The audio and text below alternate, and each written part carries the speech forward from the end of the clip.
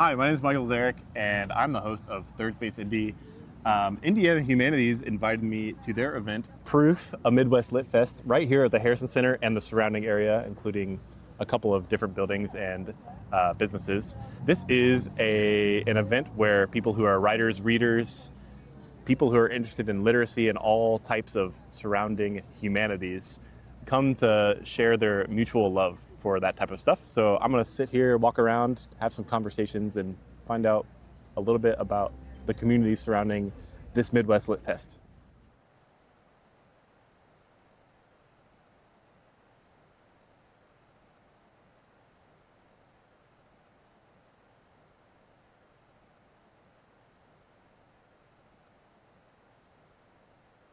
Hey, I'm here with my brand new friend, Jake Budler. Are we camera lookers? We can be. How intensely? I don't normally look at the camera. All right, great. Okay. It kind of scares me. I feel like I'm staring into someone's soul. So, Jake, can you tell me who you are real quick? My name's Jake. I am a co-owner of Tomorrow Bookstore. I ride my bike around Indy, and I like to have fun. Real quick, would you say that injuring your leg a couple months ago, or a couple, I don't know, however long ago, increased your 14.5 weeks. Who's tracking? Who's tracking? Would you say it increased your ability to read? Or did it just make you bummed out? Yeah, no correlation. Unfortunately, if anything, I've been reading less recently. And not because of anything, but because doing rehab and PT takes like an hour to an hour and a half of time every day. And it's so irritating. So it's decreased and my you have to like ability to read. Actually. Cancel everything to go do that too. Yeah, so to drive to Carmel once a week. And Carmel? I can't say that's my favorite part of the week. That's all. So we are here at Proof, as you can see, with the balloons we just fixed. And by we, I mean you. Can you tell me what it means to have a literary festival right here in the middle of Indianapolis? If you can see my view, which you cannot because of the camera, this is why. This is a room full of bookstores, publishers, authors, readers. This is the community in one room, and that's what Proof does. This is the second year that Proof is happening. It is founded by two local authors, poets, Chantel Massey and Mitchell Douglas, and then Indiana Humanities organizes it with the support of bookstores. And so this is the second year. It's phenomenal. Like this, it's in the name, and it's supposed to be in the name. This is the proof, and I think that this is the goal. Yeah, a little on the nose, but it's it's supposed to be amazing. I think this is proof of the literary community. Like that's what it's supposed to be. But to me, there's a broader point too of like this is proof of what you can do in Indianapolis if you want to. You can build things, you can create things, you can create a community. You can bring people together around an interest or thing that you want to do, and I think we have the space and the ability to do that in a broader sense. And so like. Two poets who were like, we want to do a Midwest Lit Festival, and Indiana Humanities, credit to them because they are incredibly hardworking, entrepreneurial. They're yes people, which I love. I try to operate like that too. And they're like, let's do it. And I mean, behind the scenes here, there's an awesome team of volunteers, but it's a small team, and they do other things and have full-time jobs doing other things across the state. And for the people, behind this to come together, put a bunch of energy behind this, and have an incredibly successful event as well is proof of Indianapolis working like it should. Amazing. There's a common turn of phrase that I like to use. It's just like, you could just do things. Yeah, you just do things. No matter what. You did this. And that's like, people ask us about Tomorrow Bookstore, like, oh, is this your dream? And, you planned this forever. And I was like, not really. We're in Chicago. It came together in like less than a year in a weird way. We signed a lease. So we started joking about opening a bookstore in August, and we signed a lease in January. Which I don't think that's very common. No, it's not, and I wouldn't really recommend that. Like, and I wouldn't tell people that that's a normal thing. But there's also some threads there of like, we met Tom and then Ed Batista really quickly, and we were talking about another, and it came together in a way incredibly quickly, not because necessarily of us and what we wanted to do, but because of the people around us as well. And like, so there's credit to the community and people who gave us a chance and gave us an opportunity in a way that doesn't happen everywhere. So I think that like that's one example of this. But if you if you want to do, a friend of mine was just making a joke about this, like if you want to do underwater basket weaving, like you could probably find 3 people and do that, right? Like that might not be And a a pool. huge community. Yeah, but like you could do it. You know what? CCIC, now Factory Arts Farts District. Farts. Take that off, whatever, it's fine. No, I call it farts. I love it. I'm so glad they're doing a great job. Like it's an amazing location. The one thing that makes me so sad is there were like 3 guys that would go out and practice hurling against the wall that is now gone. You know what hurling is? Like throwing the ball? Exactly. It's like an Irish thing. Very niche Okay. Irish Yeah. game. And there's like 3 guys. It was like the Indianapolis Hurling Club. I stopped on my bike one time. I was like, oh, I know what you're doing, but what the hell? Like, why are you doing this? And tell me about it. And of course, it's the Indianapolis Hurling Club or whatever it was called. And like, that was their thing. And I was like, I could go find another wall. Okay. But, point of like that all the way to like a literary festival. Like, what do you want to do? What do you want to build? And you can go out and do it. And you don't need a lot of money to do it necessarily. Banger. I know if I sit here and keep talking to you, we're going to talk forever. So I know, and then I'm gonna say things I'll get in trouble for. I'm going to, actually, Not this really, would be a fun but- thing to do. Who should I go to next? Who am I going to see first? I mean, go talk to Sara when she's done talking Who's to Sara? people. Sara runs Golden Hour Books. Oh, okay. Sara has I actually haven't incredible talked to her. taste. She's down the street from me. Sara's wonderful, incredible taste. Ask her about music. I need to. Ask her about music and books. That's who I would talk to next. But she's talking to someone, so who All right. else would I talk to? No, don't give me more than Yeah, one. all right, yeah, start, yeah. I'll introduce You you. only get one pick. I'm standing with Sara from Golden Hour Books, right on College Avenue, right? Yeah, that's right. And I have lived down the street from you. Now, I just talked to Jake Budler, and Yeah. he said that you have great music taste. I kind of do. What are Yeah. you listening to right now? Always Sharon Van Etten. Who? Sharon Van Etten. She was just here. She was just Okay. at the Hi-Fi down in Fountain Square. Oh, okay. She's a genius. I'm always listening to John Cale and older stuff. Yeah, I don't know. I'm not maybe up to date on like what the young folks are listening to. How old are you? 42. Yeah. Okay. I'm in that stage where it's like, oh, is that still young? I don't know. I don't know. What about local music? Are there any local musicians you really enjoy? That's not my area of expertise. Ooh, I know. hot. I know. My friends at Luna Music are Finger gonna wag. have my head for that. Yeah. That's all good.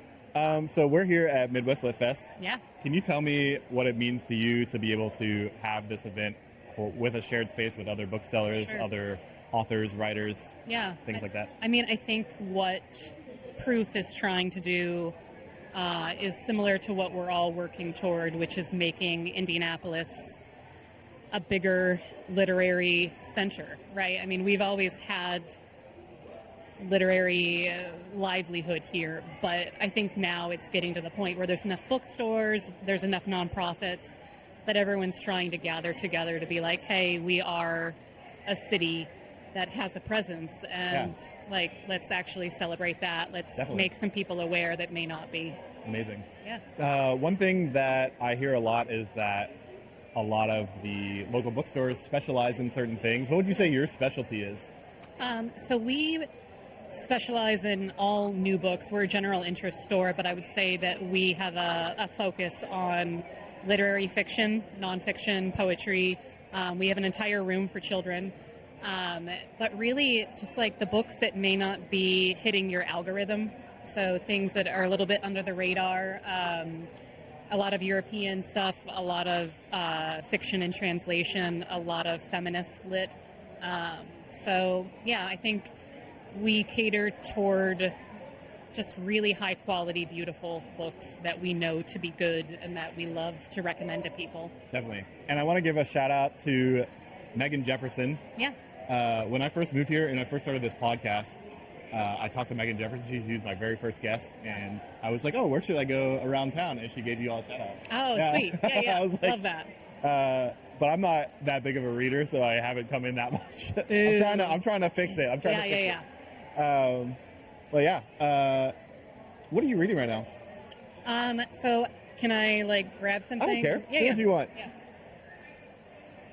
So this book I just finished, Aysegul Savas, is a Turkish writer who lives in Paris. Wait, can you say that so I can hear it? I think it's Aysegul Savas. That's a name. I have looked it up, the Yeah. pronunciation before, and forget it. but she is the author of The Anthropologist, which we have over there, which is a novel. This is short stories. She's got like 4 or 5 books of varying lengths. She is crisp, clean. She is just writing in a way that I don't see a lot of folks writing. I want to read every single thing that she writes. Her grocery list, like I want everything that she has touched. That's high praise. I mean, I immediately read her and was like, okay, I have been looking for you. This is where I am right now. Are you familiar with the concept of? Are you familiar with Kurt Vonnegut? Obviously. Yeah. Do you know a can or a caress, like that outer worldly connection that you feel to somebody? Sure. Yes. Yeah. Similar. Yes. I feel like I do have this relationship to her writing immediately upon viewing. I'm just like, oh, you are seeing something that I am seeing. Definitely. Yeah. Amazing. Well, thank you for sharing. Yeah, of course. Just a little snippet. Maybe we'll connect again later. But who should I go to next? In here? Yeah, or I don't know, anywhere. If you know someone somewhere else. I was like, go to Foundry and get me another coffee. Go to Irvington Books and Vinyl. Okay. Elysia. I know a little bit about her. Yeah, she's great. I talk into this. You do talk into that. Great. Hey, I'm here with Elysia from Irvington Vinyl and Books. I have yet to go to Irvington, but I do know you, as you said, in a parasocial way, Yeah. purely through Instagram. You regularly do tarot readings. If you come in and buy a book, can you tell me where you found your passion for tarot? I started reading tarot cards when I was like 16. It's one of those things when I first opened the store, you kind of got to be held down by your own stress and anxiety in order to do a good job at it. And so when I first opened the store, I never read tarot for anyone. I just started doing it public facing maybe 2 years ago. Mm-hmm. Because every time I would pull cards, I would just pull my own shit. I would just pull whatever was going on in my life because it was so potent, because I was so stressed out all the time, Yeah. But now that I'm doing it for people, I'm like walking around being like, I'm a psychic, and I definitely get a lot of information, but, people freak out if you tell them you're a psychic. That's fun. Maybe I'll come in and get one. Please, you'd be shocked what I can tell you.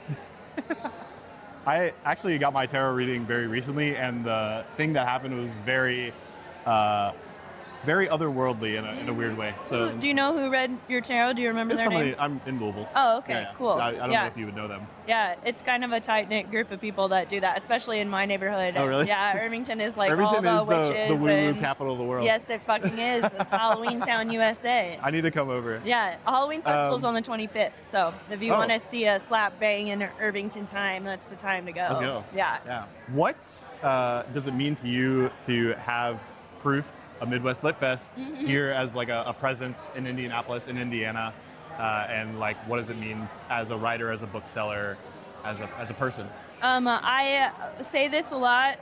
Writing as a art form doesn't get a lot of funding in our city in particular, and I'm sure that's the case in other cities. But it's one of those things that takes a long time to do. So, when you're looking for grant funding and you're an arts council, you want a really cool, flashy one-off event, or an artist that has a visual artist, musician, like someone who can turn something around pretty quickly. And writing doesn't tend to do that, poetry maybe, but having a lit fest that fully encompasses what writing actually is, to get some representation on that is really, really, really important. Yeah. I just want more funding for writers, Let's go. And that's like every time I come to this and someone asks me like, why Proof, or, what do you love about Proof? I'm like, give money to writers. That's all I want. I want fiction writers and nonfiction writers and people doing weird writing shit to get money in this city, as opposed to, what tends to get funded. And I'm not saying that shit isn't amazing. It's amazing. We have a robust art scene here. But, save a little for some of us who can't show you our work right away, Definitely. Mm-hmm. So what makes Irvington Vinyl and Books unique? Like, what are you selling? What's the... We're actually the only used bookstore in the 465 Loop. Wait, for real? Uh-huh.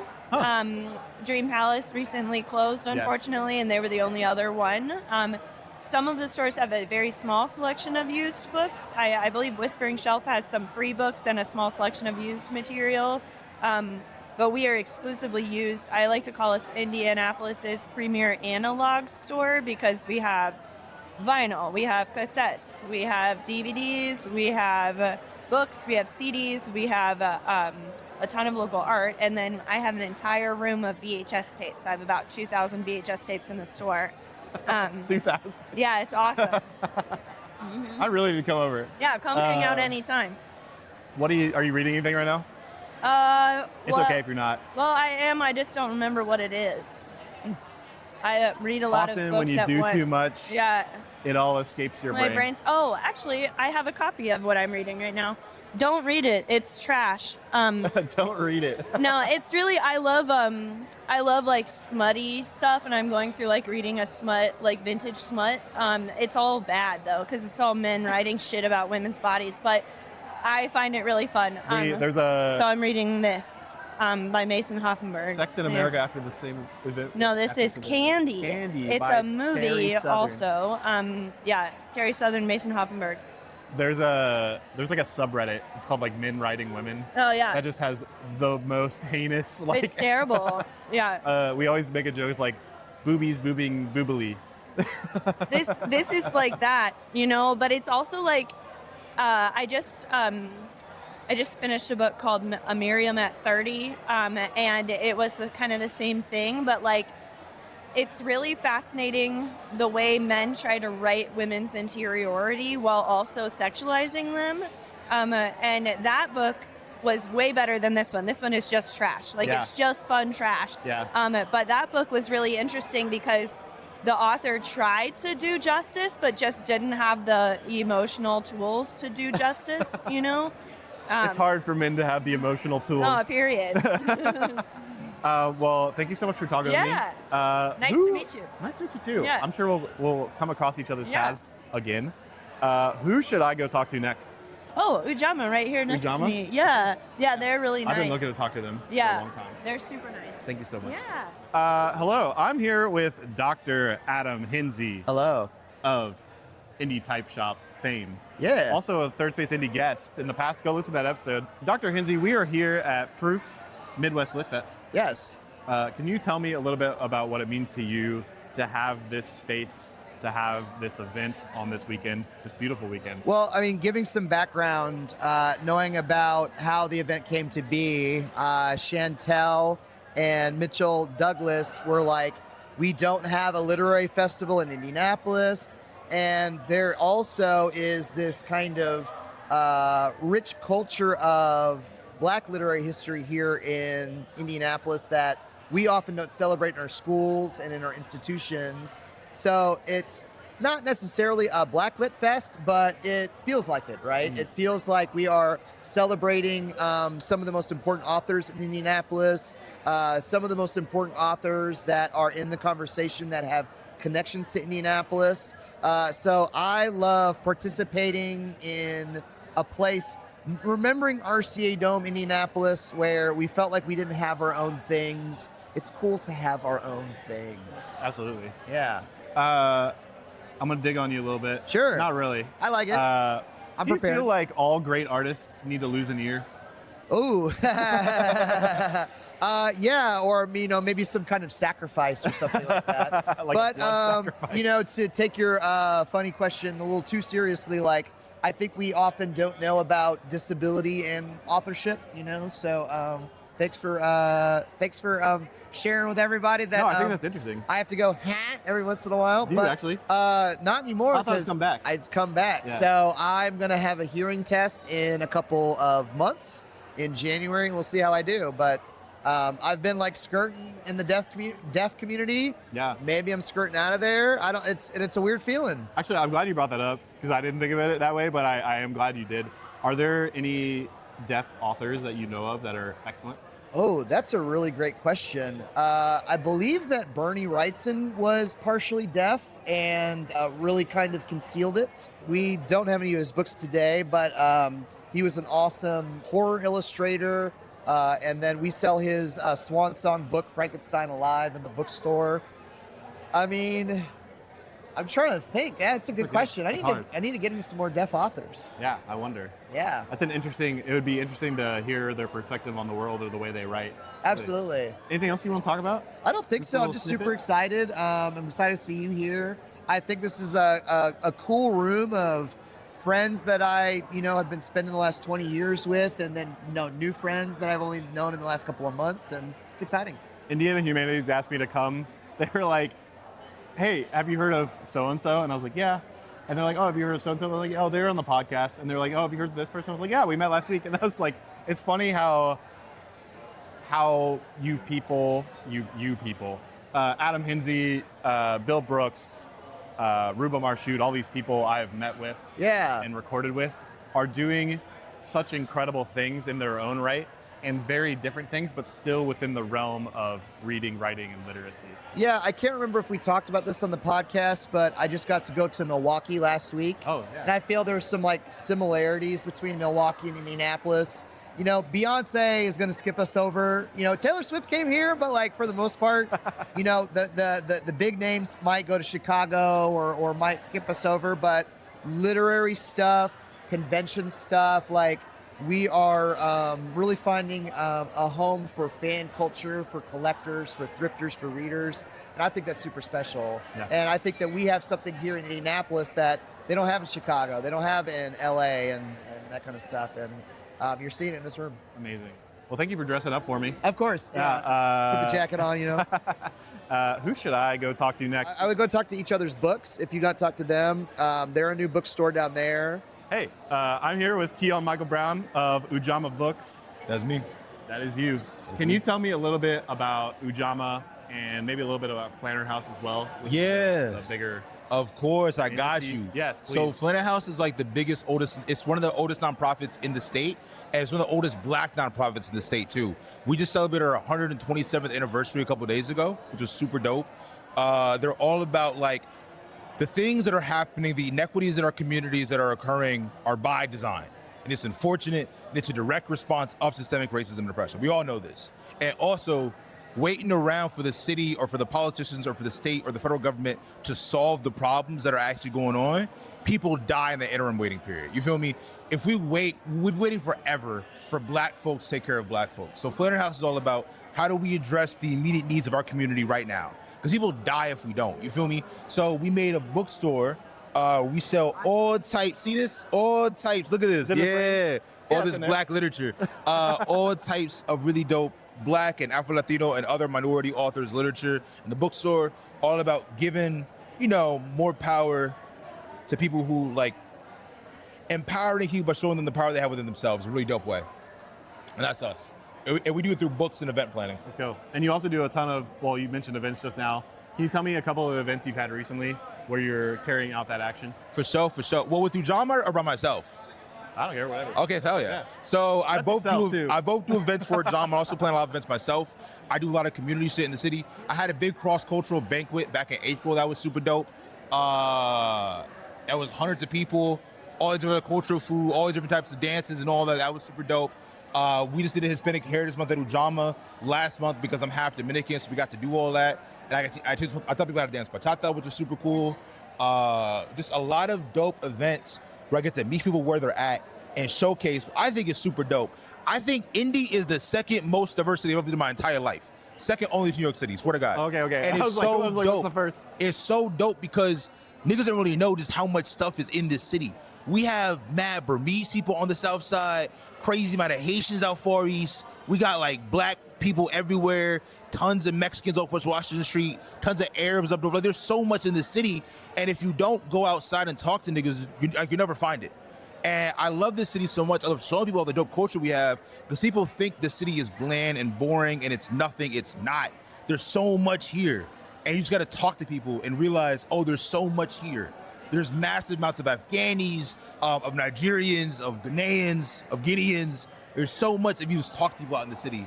And I like to put events together, even though I'm broke as hell, I do it out of my own pocket. I like to put events together to showcase people that this is real. And the best part about this city to me is it's a place of average ass people all trying to make a living. And that means everyone is on the same playing field. That means everyone got a dope story that needs to be told. So that's what I try to do with my event plan. I think it's sick as hell. Preach. I don't know what else to say. You know what I want to say is Lalo is like, this man's got a lot to say. I do got a lot of shit to say. I'm always pissed off, so I always got a lot of shit to say. Let's talk about proof. Yeah. That's where we are. That's where we are. That's What what does we're it doing. mean to you to have this event, to be able to come out into public, talk about Ujaama, have this come together moment of varying writers, poets, readers, I don't know. Because there's books. There's books everywhere. That's dope as hell to me. And I feel like there's a scarcity mindset, especially independent bookstores, right? Of everyone's selling books, so there's no point of having 12 different independent bookstores. And this is like, no, actually, fuck that. There is room. We're here. Tomorrow's here. Kurt Vonnegut's here. All these people are here, and we're all selling books because, like, the scarcity mindset is a myth. It's made up. It's a fugazi, fake. It doesn't exist. And to have people all here talking about books, showcasing their words, talking about literacy, I think is so cool. I grew up in the hood, not a pot to piss in. My family was super poor. And even when we were homeless at times, what I always had was a library. Anywhere I've ever lived in America, we have a big privilege in this country that we have a massive library system. And I grew up in the library system. It pretty much raised me. And I grew up around words, and they raised me. And it was so beautiful to be able to endorse myself in words my entire life. And I feel like in a world where we think that people tell me all the time they don't like reading, it's really because they've been force-fed books that weren't made for them, that weren't fought for them, that weren't made to teach them.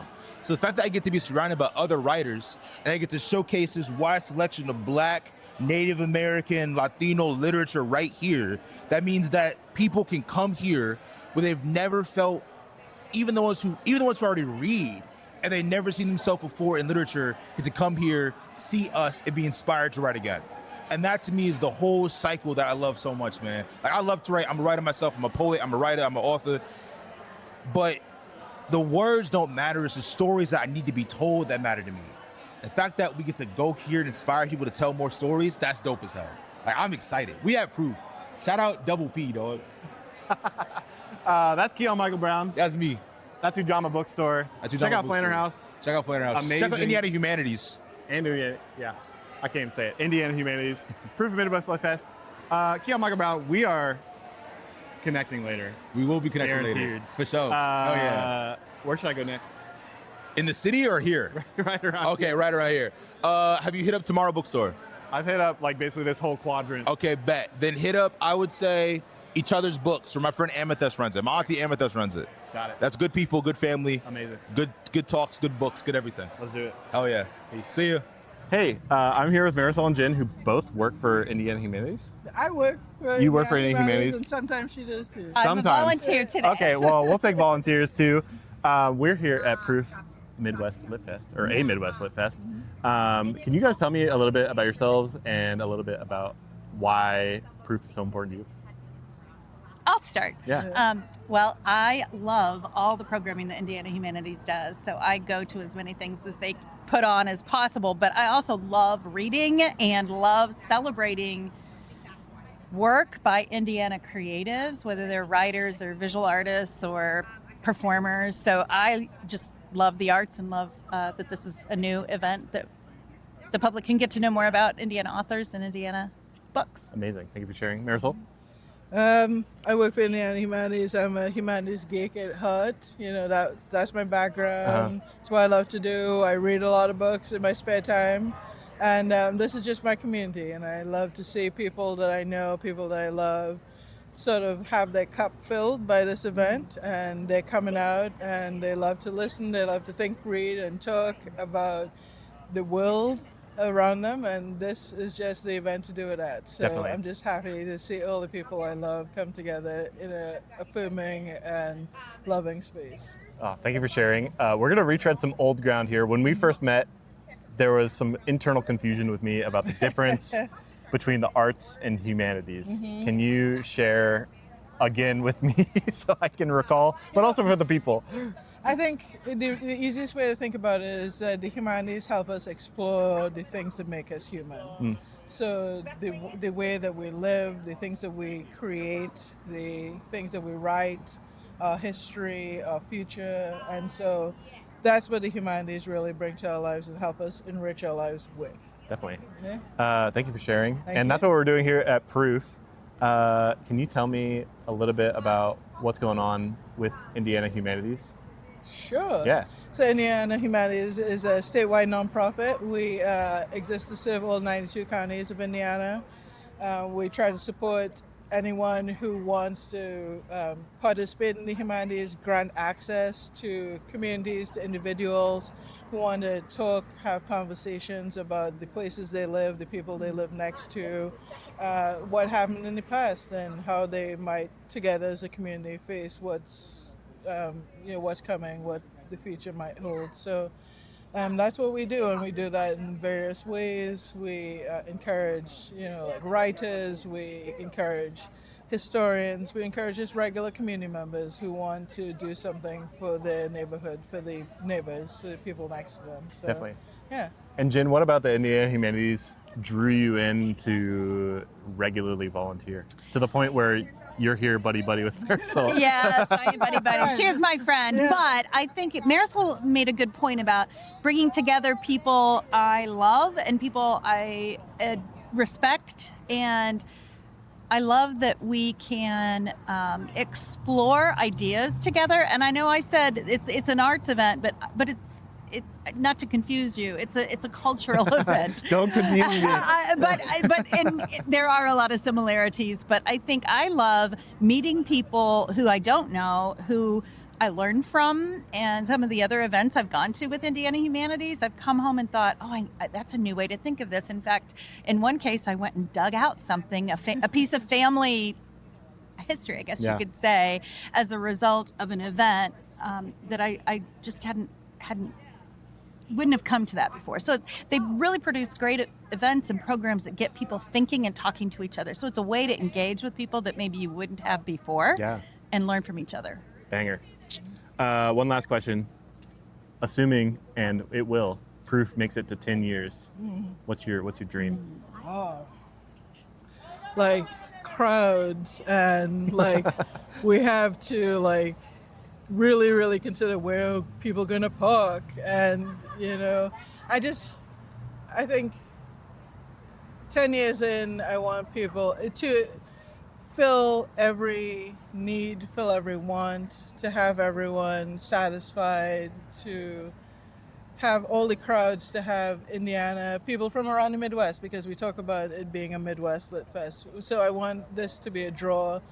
People from Minnesota coming, people from Illinois, Ohio, just everyone around us coming to Indiana because... No, that's okay. That's what I was going to say. Yank. We're going to have hotel rooms full. Yes, Visit Indy is going to be really concerned about when Proof is, because we're going to fill hotels. That's the 10-year dream. Yeah, that's the 10-year dream. Visit Indy is concerned about hotel bookings. Amazing. Yeah. We heard this statement yesterday that Indianapolis is the crossroads of America over and over again historically. Maybe it'll be the crossroads of United States humanities. There you go. I don't know. There you go.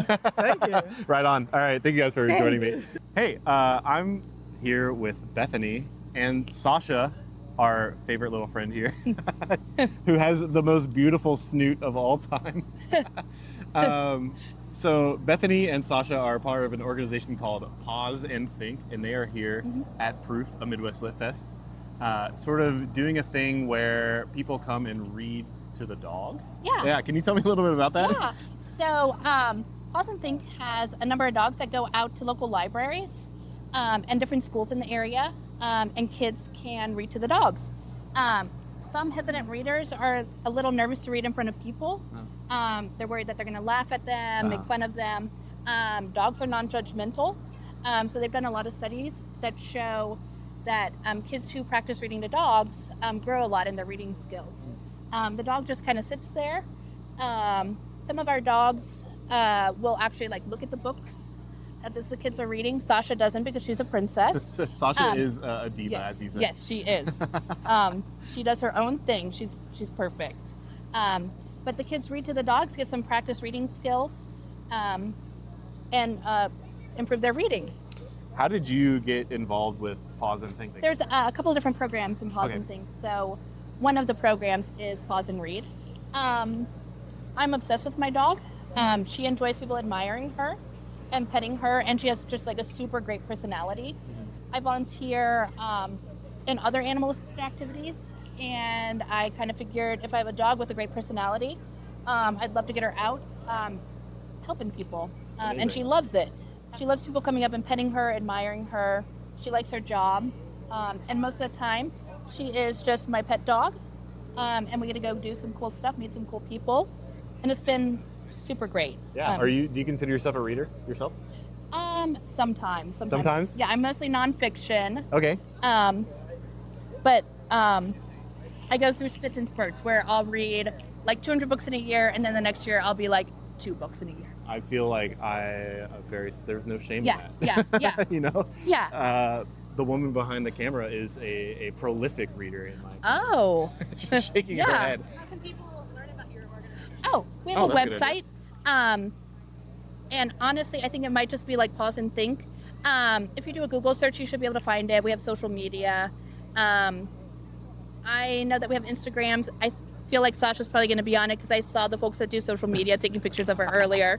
And we have info on there, like if you want to volunteer with your dog, if you want to volunteer without a dog, if you're a person who loves dogs, we always need people without dogs to help train the dogs and just be like a person to get the dog used to going out in kind of weird, unusual situations. And then like if you're with an organization who thinks that like they would want a team to come out, the information on how to do that's there. Well, thank you for sharing. Yeah. And that'll be in the show notes, of course. Thank you, Bethany. And thank you, Sasha, for being such a good dog. Yes, she's perfect. It's okay, I'll cut out all the BS. It's the best part. Hello. I can't handle myself. Hi, I'm here with Carrie from the Ray Bradbury Center. And the reason I walked up actually is because I run a podcast called Third Space Indy. The man who originally coined the term third place wrote a book called The Great Good Place, and his name is Ray Oldenburg. And I get Ray Oldenburg and Ray Bradbury mixed up constantly. Amazing. This is the only reason I walked over. I like this.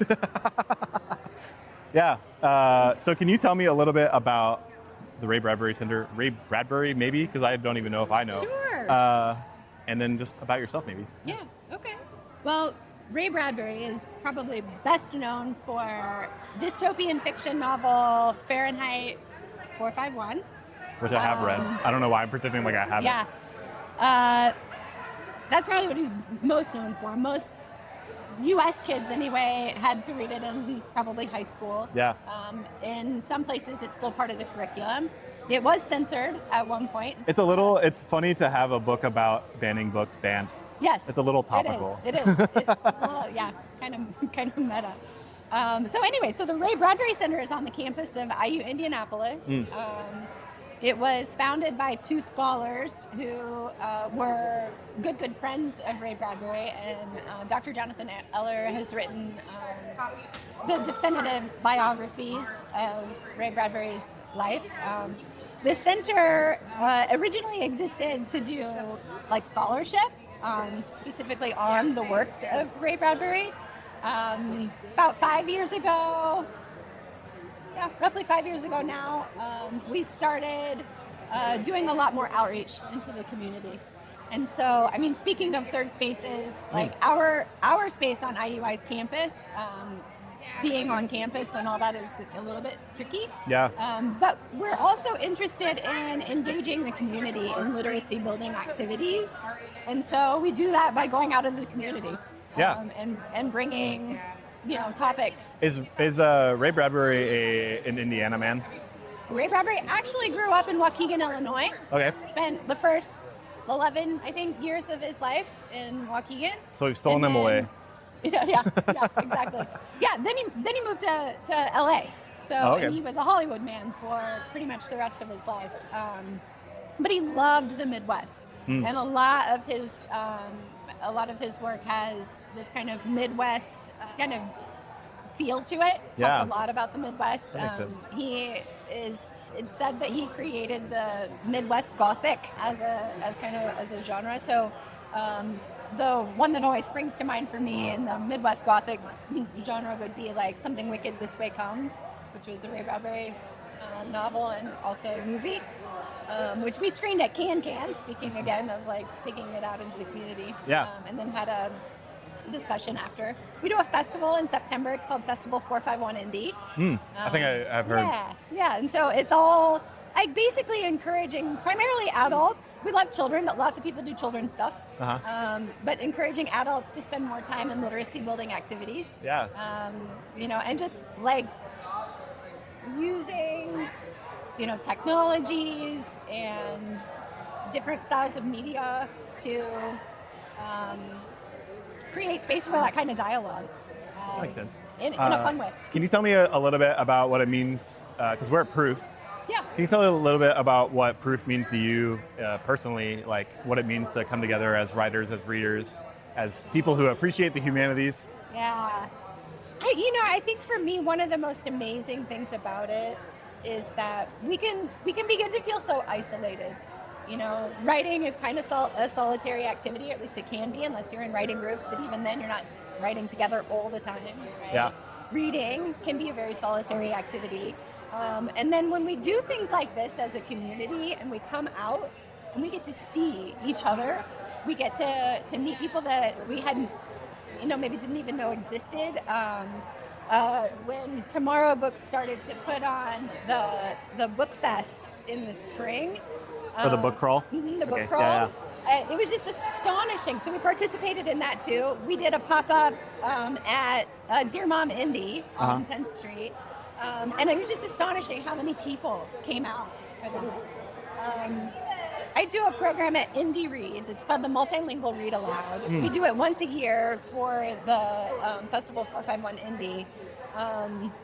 And one of the things that we talk about in that situation as well is just like we've got, like Indiana gets a reputation or has a reputation as being this like, highly conservative, backward, red state.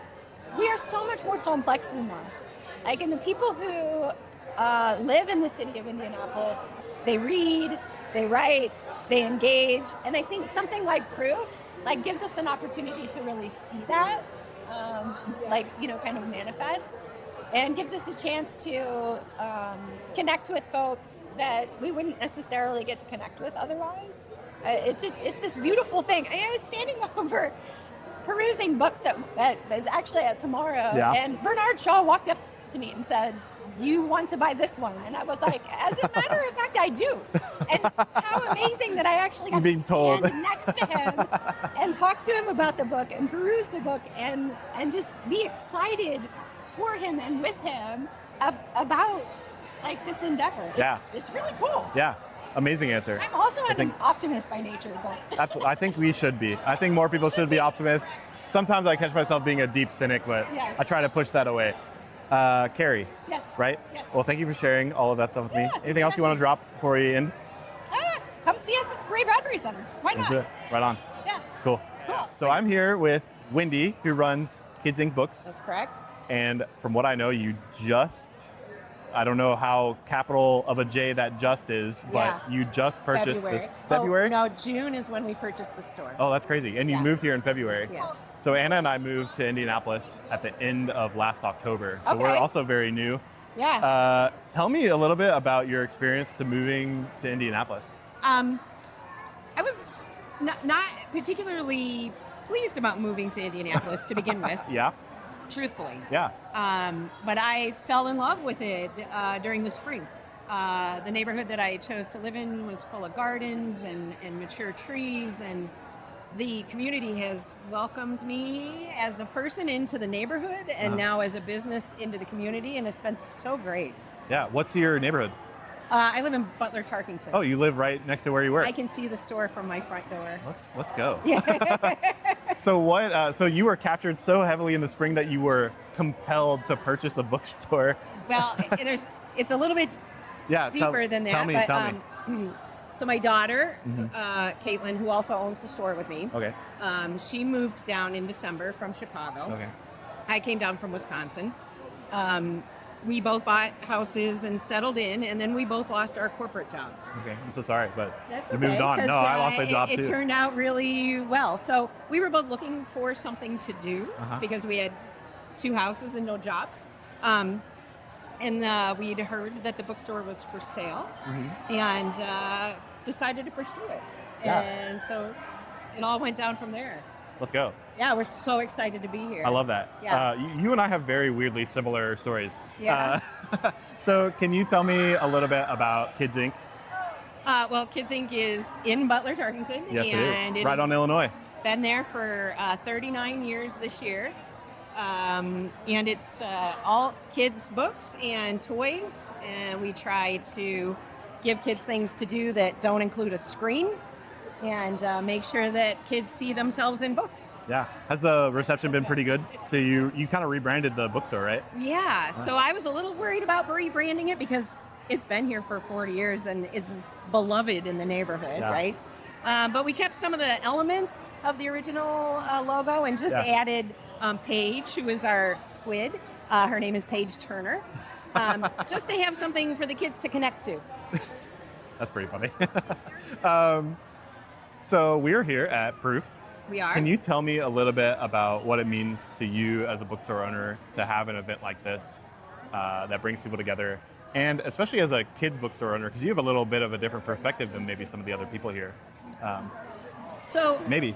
I think being new to the area too, I'm just thrilled about Yeah. Proof. I've been really impressed with the organization, how things have been well labeled. I think the sessions have been really great.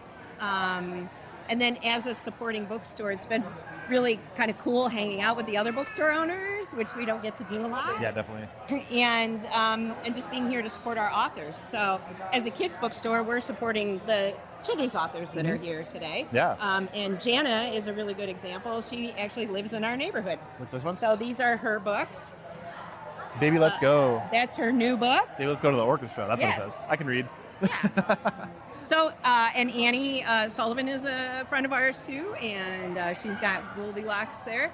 And so it's really cool. They're our friends to support them and, be here to network with everybody. Amazing. Well, thank you so much for sharing, Wendy. Yeah. We can find you on Illinois Street. What's the address?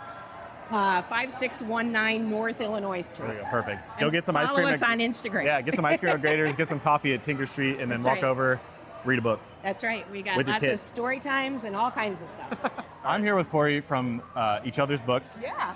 We just met.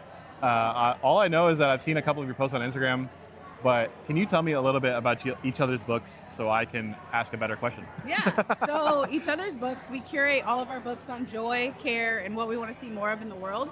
And Amethyst and I's friendship started when we just started sharing books back and forth. And I would annotate, she would annotate, we'd talk about it and be like, okay, well, how can we world build in this way? And then we started dreaming together and created a bookstore. That's amazing. Yeah. Where are you guys located? We are inside of Mochi Joy in Fishers off of Okay. 96th Street. And unfortunately, I was going to ask. There you go. Unfortunately, Mochi Joy will be closing permanently on November 2nd. So we are uncertain what's next for us in terms of a physical space, but we're going to take time just to calibrate, rest, and figure out what's next. Okay. Well, thank you for sharing. Yeah. So I love what you said about basically forming your bookstore around your entire friendship. Something I found as someone who is continually a newly burgeoning reader, it happens yearly, is that when I find a book that I think someone else will love and I say, hey, you should read this, and then they go do it and they go back to me and they go, oh my God, that book was amazing. This has happened a couple of times over the past year. It's like, that is true joy. Truly. Yeah. And it creates that I don't know, you really feel seen. You're like, oh, we are on the same wavelength. Also, literacy changes the world. So it's just okay, if we read more, we can be more in action, we can be in more conversation, we can be in community more. So that's what I'm all about. So what is if you remember, if you don't, that's cool. Yeah. What is the foundational book of your relationship? It was a book called How We Show Up by Mia Birdsong.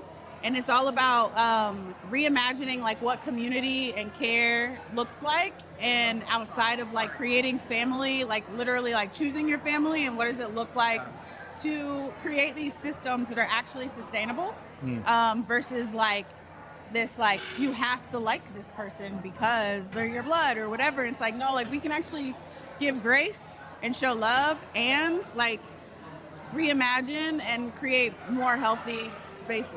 Amazing. Yeah, thank you for sharing. So we're at Proof, a Midwest Lit Fest. Yeah. Can you tell me about what it means to you as a reader, as somebody who curates a collection of books, and especially is about sharing stories, what it means to have an event like this to come together and do that? So I'm a writer as well. Ooh. So Yeah. this event has always been like really encouraging just to my process as craft, as community, but also it's a really beautiful space to like be a bookseller and like see and hear what people are reading. Like we were just talking that when people come through here, you're like, no, like they're really reading. You know, like they're really like engaging with books. They want to know like what we love and why we love it. And so you get to like, I don't know, there's just more of a thread of community through it. And I think it's super necessary and hope that it continues for many, many years to come. Amazing. Yeah. Anything else you want to talk about? Support small spaces because small businesses need us. Like, if you have thought about going to a space, just go. If it crosses your mind, follow them, go. Like, just support in any way, shape, or form because the way that we go farther is together.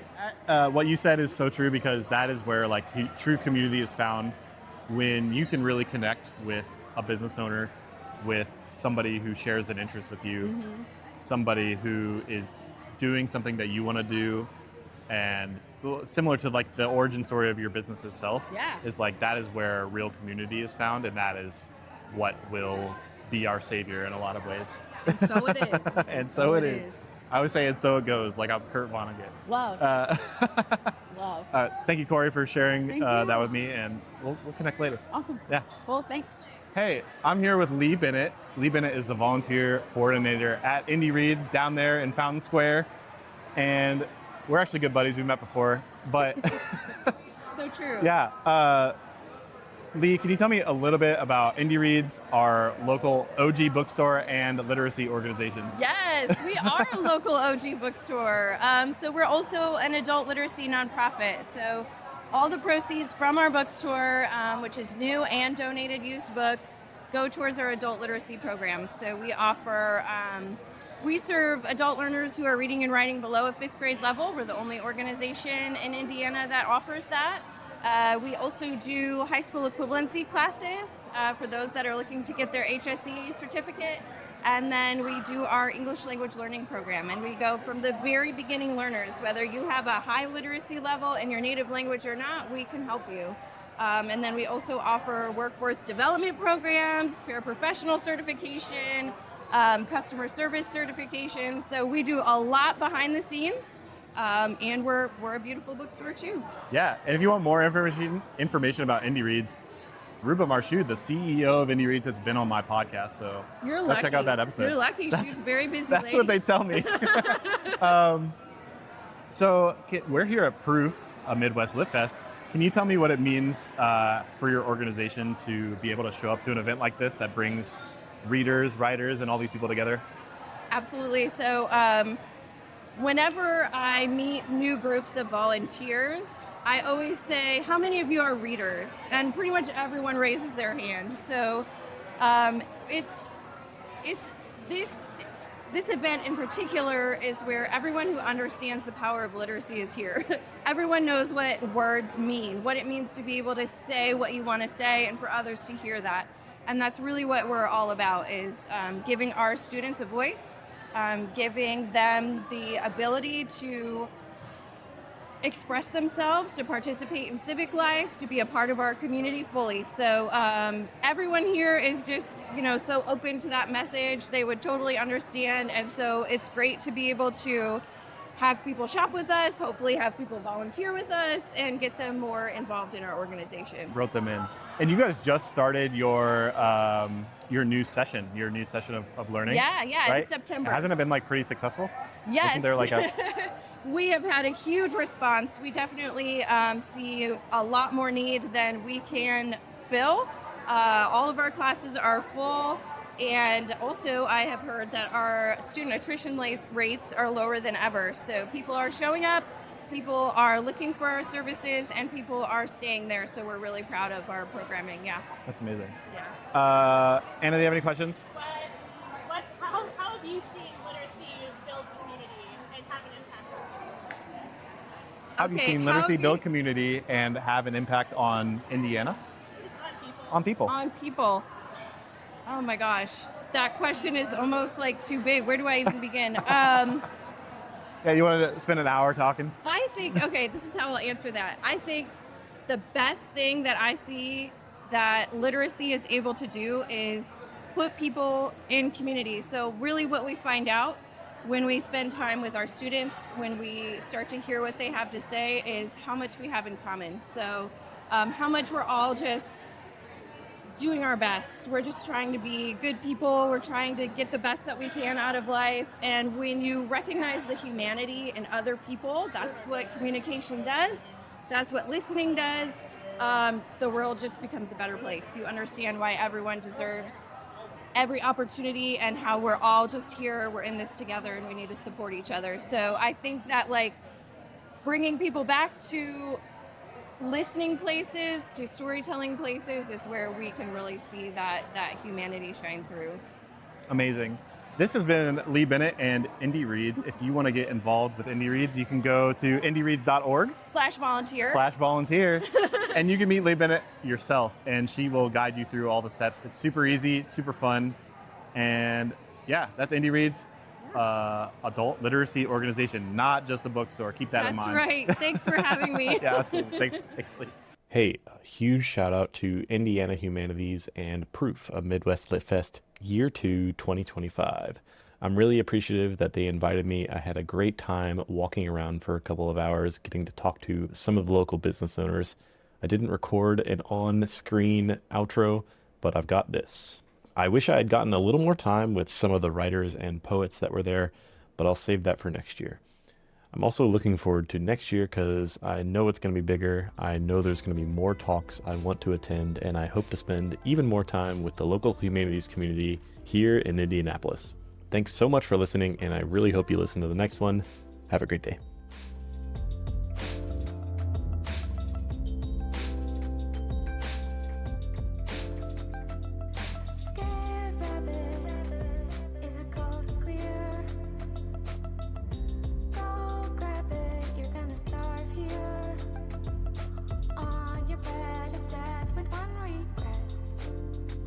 Never said